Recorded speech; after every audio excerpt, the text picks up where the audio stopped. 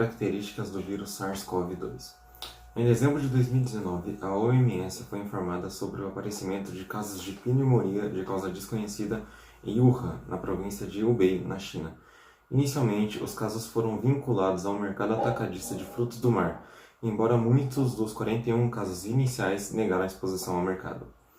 Após investigações intensas, cientistas chineses conseguiram isolar o agente causador dessas infecções, e a epidemia foi relacionada ao novo coronavírus, que mais tarde foi denominado pelo Comitê Internacional de Taxonomia de Vírus de SARS-CoV-2, devido à sua semelhança genética com o vírus SARS-CoV, responsável pela epidemia de 2002 na China.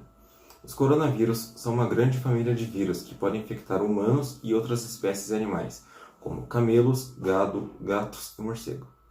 Estima-se que 2% da população são portadores assintomáticos de COVID, e, anteriormente à atual pandemia, esses vírus eram os principais responsáveis por 5 a 10% das infecções respiratórias agudas, sendo, portanto, um dos principais patógenos emergentes relacionados a doenças respiratórias. Mecanismos de contaminação e transmissão. Alguns coronavírus infectam animais e pessoas. Assim, sua transmissão pode ocorrer através do contato com animais e contato próximo com pessoas contaminadas. A transmissão dessas infecções entre pessoas pode ocorrer pelas gotículas de secreções eliminadas pelo doente, seja pela tosse, espirro ou por objetos contaminados. Principais sintomas. Os coronavírus apresentam um período de incubação assintomático que varia entre 5 e 16 dias. A Covid-19 afeta diferentes pessoas de diferentes maneiras. A maioria das pessoas infectadas apresentará sintomas leves a moderados da doença. Os sintomas mais comuns são a febre, a tosse seca e o cansaço. Sintomas menos comuns: dores e desconfortos, dor de garganta, diarreia, dor de cabeça, perda de paladar ou olfato.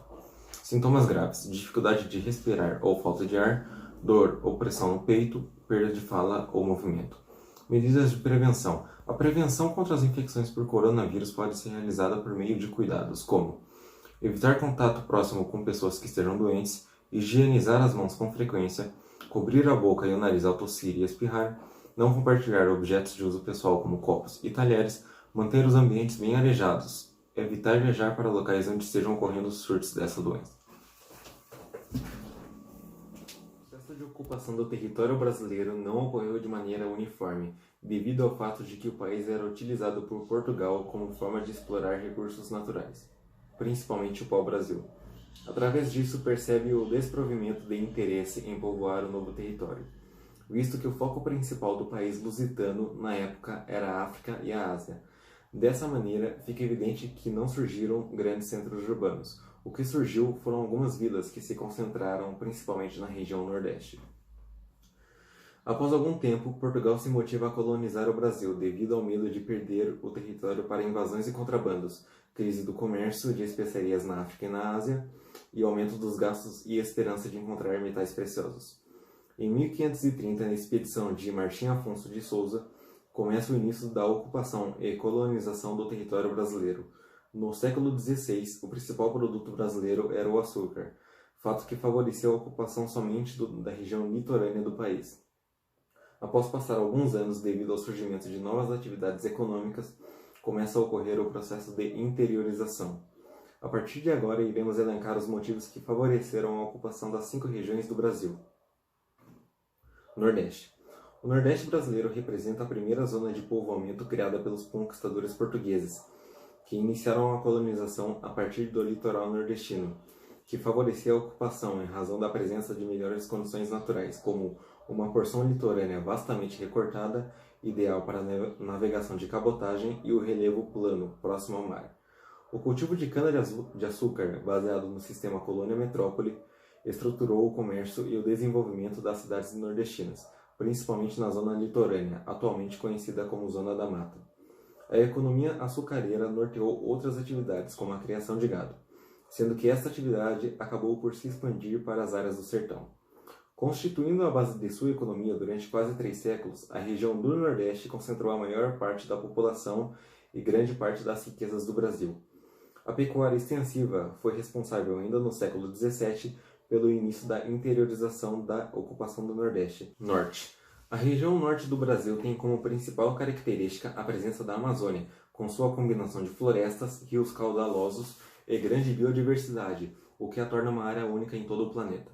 A ocupação da floresta foi realizada logo no início da ocupação espanhola e portuguesa, mas muito limitada devido aos problemas de ordem técnica para atravessar seus rios e transpor a mata densa. A exploração da região se consolidou pelo extrativismo de madeira, sementes oleaginosas e corantes, com destaque para a exploração do pau-brasil. Além disso, promoveu a escravização, a aculturação e o genocídio de milhares de indígenas.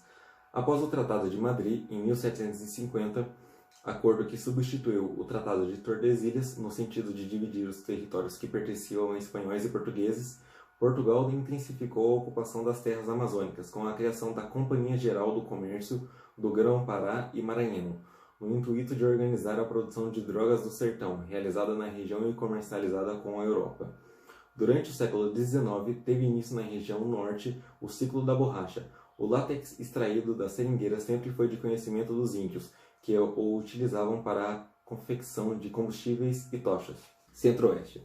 O povoamento do Brasil Central foi iniciado a partir do desenvolvimento da navegação fluvial na bacia do Paraguai. As bandeiras portuguesas alcançaram o atual estado do Mato Grosso a partir da segunda metade do século XVI. E no início do século XVII descobriram jazidas de ouro na região de Cuiabá, no Mato Grosso e no sul de Goiás. A busca incessante pelas riquezas minerais comprometia até mesmo o desenvolvimento da lavoura de subsistência, inclusive pela proibição da coroa em realizar a atividade mineradora, no ano de 1732. A mineração só poderia ocorrer sob a supervisão da coroa portuguesa. A preocupação com o povoamento da região do Pantanal proporcionou a expansão da pecuária. Na região de Goiás, o povoamento foi mais recente, em razão da distância. Sudeste. Uma das razões para o início da ocupação do Sudeste brasileiro foi a descoberta de ouro na região, no século XVII por volta de 1690, e de outras pedras preciosas, como o diamante. Tais minérios foram encontrados, a princípio, em Minas Gerais, o que deu início a vários povoados que, posteriormente, transformaram-se em grandes cidades. As necessidades populacionais de quem vivia na região das minas levaram ao surgimento de atividades agrícolas e comerciais. O interesse nas pedras preciosas era tão grande que atraía inúmeros imigrantes no século XVIII. Devido a esses fatores e mais alguns, como o declínio do Nordeste, o governo português decidiu em 1763 transferir a capital de Salvador para o Rio de Janeiro. Com isso, o centro da economia colonial passou a ser o Sudeste. Ao longo do século XIX, outras atividades econômicas despontaram na região, como o cultivo de café. Inicialmente, esse cultivo foi introduzido no estado do Rio de Janeiro, no início do século XIX, na região do Rio Paraíba do Sul. Com o passar dos anos, a produção expandiu-se para os demais estados do Sudeste, principalmente em São Paulo. Sul. O processo de ocupação da região Sul está ligado especialmente a duas atividades primárias. O processo de ocupação da região Sul está ligado especialmente a duas atividades primárias, a agricultura e a pecuária. A região intensificou o povoamento somente a partir do século XIX. Até esse momento, o território se encontrava quase que completamente desabitado, salvo os povos nativos como os índios. Diante desse fator, o governo promoveu uma política de povoamento que atraiu imigrantes, sobretudo de origem europeia. O governo brasileiro almejava o povoamento para facilitar o controle e a administração da região. Além disso, temia a invasão dos países vizinhos, caso a região continuasse desabitada. Os imigrantes europeus receberam gleba Sul. O processo de ocupação da região Sul está ligado especialmente a duas atividades primárias. Sul. O processo de ocupação da região Sul está ligado especialmente a duas atividades primárias, a agricultura e a pecuária. A região intensificou o povoamento somente a partir do século XIX. Até esse momento, o território se encontrava quase que completamente desabitado, salvo os povos nativos, como os índios. Diante desse fator, o governo promoveu uma política de povoamento que atraiu imigrantes, sobretudo de origem europeia. O governo brasileiro almejava o povoamento para facilitar o controle e a administração da região. Além disso, temia a invasão dos países vizinhos, caso a região continuasse desabitada.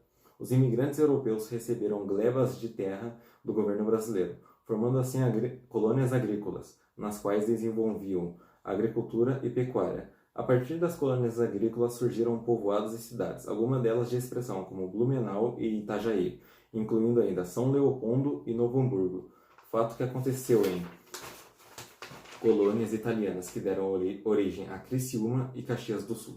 A Covid-19 no Nordeste. Podemos ver pelo gráfico de casos novos que o Ceará e a Bahia quase tiveram 10 mil casos em um único dia, mas os dois estados conseguiram se estabilizar logo depois. No entanto, a Bahia continua tendo um maior número de casos em relação aos outros estados.